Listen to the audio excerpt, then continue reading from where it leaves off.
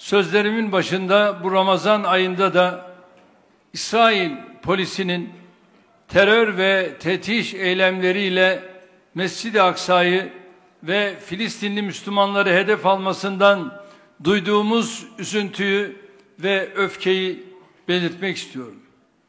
Türkiye bu saldırılar karşısında asla sessiz ve hareketsiz kalamaz.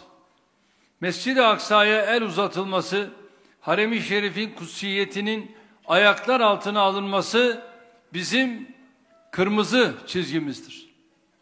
Kudüs'e gerektiğinde canları pahasına sahip çıkan Filistinli kardeşlerimiz yalnız değildir. Müslümanların ilk kıblesine yönelik alçak eylemleri ülkem ve milletim adına kınıyor, bu saldırıların bir an önce durdurulması çağrısında bulunuyorum.